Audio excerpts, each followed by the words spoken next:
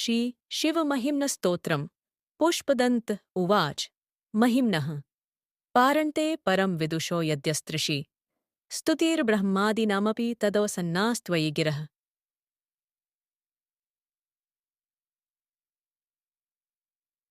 अथावाच्यः सर्वः स्वमतिपरिमाणावधिगृणन् ममाप्येष स्तोत्रे हर निरपवादः परिग्रह। एंड अर्थ।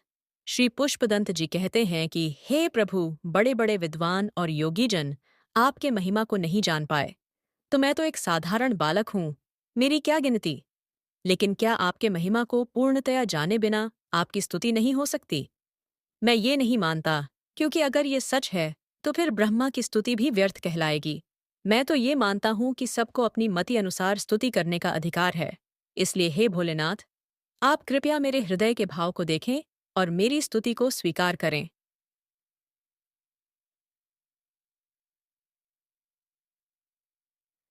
अतीतः पंथानम तव च महिमा वाङ्मनसयो रतदव्यावृत्यायं चकितमभिधत्ते श्रुतिरपि स कस्य स्तोतव्यः कतिविधिगुणः कस्य विषयः पदे त्वर्वाचीने पतति न मनः कस्य न वचः। दो शिव, आपकी व्याख्या न तो मन और न ही वचन द्वारा संभव है। आपके संदर्भ में वेद भी अचंभित हैं तथा नेति नेति का प्रयोग करते हैं, अर्थात ये भी नहीं और वो भी नहीं। आपकी महिमा और आपके स्वरूप को पूर्णतया जान पाना असंभव है। लेकिन जब आप साकार रूप में प्रकट होते हो तो आपके भक्त आपके स्वरूप का वर्णन करते नहीं थकते। ये आपके प्रति उनके प्यार और पूज्य भाव का परिणाम है। मधुस्फीता वाचः परममृतं निर्मितवत् स्तव ब्रह्मण् किवागपि सुरगुरो विस्मय पदम् मम त्वेतां वाणो गुणकथन पुण्येन भवतः पुनः मित्यर्थेऽस्मिन् पुरमथन बुद्धिर्व्यवस्थिता।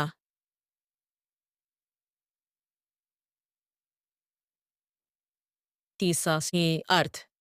हे वेद और भाषा के सृजन, आपने अमृतमय वेदों की रचना की है। इसलिए जब देवों के गुरु बृहस्पति आपकी स्तुति करते हैं तो आपको कोई आश्चर्य नहीं होता।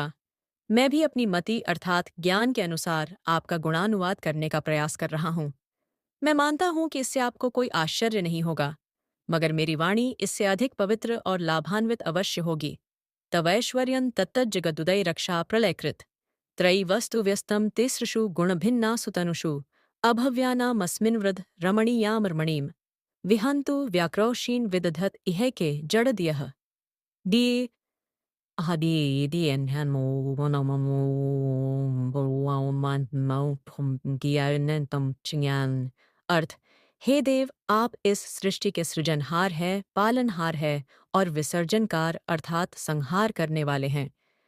इस प्रकार आपके ब्रह्मा, विष्णु और महेश तीन स्वरूप हैं तथा आप में सत्व, रज और तम तीन गुण भी हैं। वेदों में इनके बारे में वर्णन किया गया है। फिर भी अज्ञानी लोग आपके बारे में ऊट-पटांग बातें करते रहते हैं। ऐसा करने से भले ही उन्हें संतुष्टि मिलती हो, किंतु यथार्थ से वो मुंह नहीं मोड़ सकते। किमीह किंकायः स खलु किमुपायस्त्रिभुवनम् किमादारो धाता सृजति किमुपादान इति च अतक्यैश्वर्ये त्वय्यनवसरदुहस्थो हतधियः कुतर्कोऽयं कांश्चिन्मुखर्यति मोहाय जगतः। 5 अर्थ। हे महादेव, मूर्ख लोग अक्सर तर्क करते रहते हैं कि ये सृष्टि की रचना कैसे हुई, किसकी इच्छा से हुई, किन वस्तुओं से उसे बनाया गया इत्यादि। उनका उद्देश्य लोगों में भ्रांति पैदा करने के अलावा कुछ नहीं है। सच पूछो तो ये सभी प्रश्नों के उत्तर आपकी दिव्य शक्ति से जुड़े हैं और मेरी सीमित शक्ति से उसे व्यक्त करना असंभव है। अजन्मानो लोकाः किं वयववन्तोऽपि जगतां मधिष्ठातारं किन् भवविधिर्नादृत्य भवति अनीशो व कुर्याद् भुवनजन्ये कः परिकरो यथो मंदास्त्वां प्रत्यमरवर संशयरत इमे। 6 अर्थ।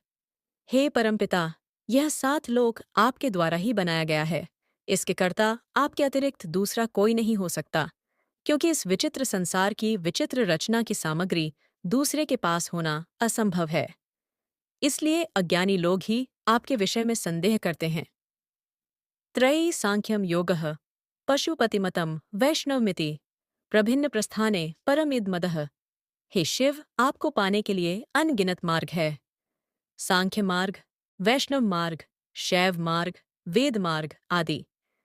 लोग अपनी रुचि के अनुसार कोई एक मार्ग को पसंद करते हैं, मगर आखिरकार ये सभी मार्ग, जैसे अलग अलग नदियों का पानी बहकर समुद्र में जाकर मिलता है, वैसे ही यह सभी मार्ग आप तक पहुंचाते हैं। सचमुच किसी भी मार्ग का अनुसरण करने से आपकी प्राप्ति हो सकती है। महोक्षः खट्वांग अम्परशुरजिनम भस्म फणिनः कपालंचेति यत्तव वरद तंत्रोपकरणम। सुरास्तां तामृद्धिं दधति तु भवद्बुद्ध प्रणिहिताम् न हि स्वत्मा रामम विषय मृगतृष्णा भ्रमयति। 8। अर्थ। हे शिव, आपके भ्रुकुटी के इशारे मात्र से सभी देवगण ऐश्वर्य एवं संपदाओं का भोग करते हैं, पर आपके स्वयं के लिए सिर्फ कुल्हाड़ी, बैल, व्याघ्रचर्म, शरीर पर भस्म तथा हाथ में खप्पर, खोपड़ी। इससे ये फलित होता है कि जो आत्मानंद में लीन रहता है, वो संसार के भोग पदार्थों में नहीं फंसता। ध्रुवम कश्चित सर्वम सकलम परस्त्वद्वमिदम परोधो व्याद्रव्य जगति गदति व्यस्त विषये समस्ते प्येतस्मिन् पुरमथन तय विस्मित ईव स्तुवज्जन जिद्दिमि त्वां न खलु ननु धृष्टा मुखरता ने। अर्थ। हे त्रिपुरहंता, इस संसार के बारे में विभिन्न विचारकों के भिन्न भिन्न मत हैं। कोई इसे नित्य जानता है तो कोई इसे अनित्य समझता है। लोग जो भी कहें, आपके भक्त तो आपको हमेशा सत्य मानते हैं और आपकी भक्ति में आनंद पाते हैं। मैं भी उनका समर्थन करता हूँ, चाहे किसी को मेरा ये कहना धृष्टता लगे। मगी पाठिसन्ने, मुझे उसकी परवाह नहीं। तवैश्वर्यन यत्नाद्य दुपरिविरंचिर हरिरथ परिच्छेत्तु याता वनलमनलस्कंध वपुष ततो भक्ति श्रद्धा भर्गुरुगृणद्भ्यां गिरिष्यत स्तयं तस्थिताभ्यां तव किमनुवृत्तिर्न फलति। 10। अर्थ। हे प्रभु, जब ब्रह्मा और विष्णु के बीच विवाद हुआ कि दोनों में से कौन महान है, तब आपने उनकी परीक्षा करने के लिए अग्निस्तंभ का रूप लिया। ब्रह्मा और विष्णु दोनों ने स्तंभ को अलग अलग छोर से नापने की कोशिश की, मगर वो सफल न हो सके। आखिरकार अपनी हार मानकर उन्होंने आपकी स्तुति की, जिससे प्रसन्न होकर आपने अपना मूल रूप प्रकट किया। सचमुच, अगर कोई सच्चे दिल से आपकी स्तुति करे और आप प्रकट न हो, क्या ऐसा कभी हो सकता है भला?